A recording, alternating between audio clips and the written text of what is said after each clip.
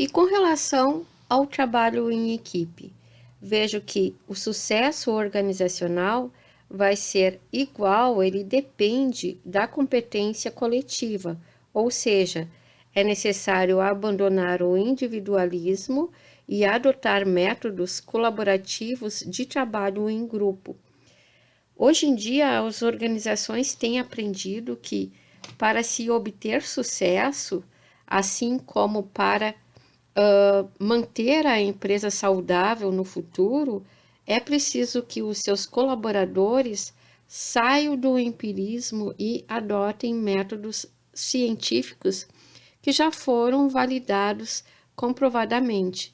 E isso tem a ver diretamente com o trabalho em grupo. Então, em outras palavras, o futuro pertence às organizações que são baseadas em equipes. O trabalho em equipe é considerado um caminho já testado para aumentar a qualidade do serviço, para reduzir custos, para aumentar a produtividade e promover a satisfação de todos os envolvidos, certo?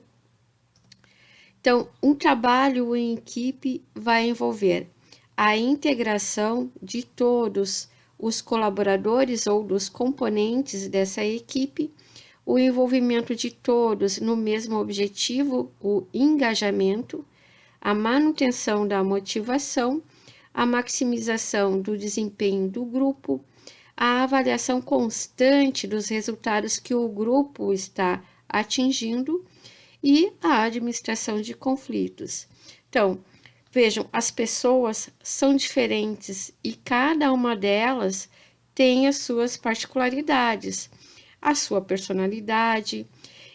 E vejo que essas particularidades, essas individualidades podem ser boas aos olhos dos gestores ou não, ok? Então, o que é conflito? Da onde ele vai surgir? Por que ele surge? Se nós formos ver uma definição utilizando um dicionário como o Aurélio, nós vamos verificar que conflito significa luta, combate, guerra, enfrentamento, oposição entre duas ou mais partes, desavença entre pessoas ou entre grupos de pessoas, divergência, discordância de ideais e discordância de opiniões. Os conflitos podem surgir em áreas diversas, eles existem desde o início da humanidade. Então, se nós olharmos lá para os nossos ancestrais, lá para os homens primitivos, nós vamos perceber que já naquela época haviam conflitos, certo? O comportamento de cada indivíduo vai definir o grau de estresse que ele absorve com os conflitos. E o que seria então a negociação de conflitos? É a arte de identificar, de lidar e resolver situações que são divergentes entre pessoas ou entre grupos no relacionamento interpessoal ou ainda na dimensão intrapessoal, tá? Os conflitos podem ter causas diversas. Entre as mais comuns, a gente pode observar a divergência de interesses, ideologias opostas ou contrárias, opiniões divergentes. Sempre o conflito vai ter como base um certo assunto, um procedimento ou a realização de uma atividade, de uma tarefa, tá? Diferentemente do que a maioria das pessoas imaginam, os conflitos, quando são bem administrados, podem gerar mudanças positivas no comportamento das pessoas e do próprio grupo, porque vai motivar a busca de soluções. Então, por isso a importância de eu entender o que é o conflito e como lidar com esse conflito.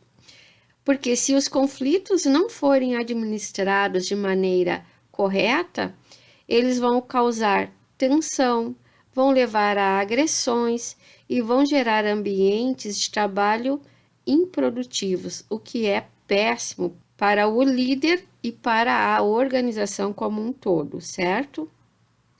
Bom, os conflitos ainda podem possuir dimensões diferentes. Nós temos os conflitos individuais, quando duas ou mais opiniões opostas ocorrem em um único indivíduo. Isso, por exemplo, pode ocorrer com profissionais que têm que fazer escolhas e sofrem com essa situação. Então, a pessoa está diante de uma escolha e não sabe por qual caminho seguir, e ela entra em conflito consigo mesma, tá? Depois eu posso ter os conflitos entre indivíduos, que vai ocorrer entre 2 ou mais indivíduos dentro da organização, devido a posturas distintas, resultado de diferenças de personalidade, opiniões divergentes e por aí afora. Nós temos também os conflitos que podem ser gerados entre o indivíduo e um determinado grupo. Então, quando esse indivíduo não concorda com as normas estabelecidas pelo grupo, principalmente normas comportamentais, ou ainda com os valores encontrados na própria cultura organizacional, e fica então ocasionando problemas de relacionamentos, de produção, demonstrando o seu descontentamento e por aí afora, certo? E por fim, nós temos o conflito entre grupos, que é um problema bastante frequente nas empresas. Ele pode ser gerado pela disputa por recursos, ou ainda por diferentes estilos gerenciais, ou ainda pela competição entre os grupos ou pelos líderes desses grupos, tá? Por exemplo, numa empresa projetizada, quando eu tenho 2 grupos trabalhando em 2 projetos distintos e esses 2 grupos compartilham alguns recursos, como por exemplo, impressoras, a equipe de testes, entre outras coisas. Então, vejo que se não houver harmonia, se não houver um entendimento entre esses 2 grupos, pode ocorrer um conflito por causa do compartilhamento desses recursos, tá? Então, o grupo A precisa utilizar a impressora, mas o grupo B também precisa no mesmo momento. E aí, quem vai utilizar? O meu projeto é mais urgente. Não, o meu é mais urgente. E é assim que pode nascer um conflito, tá?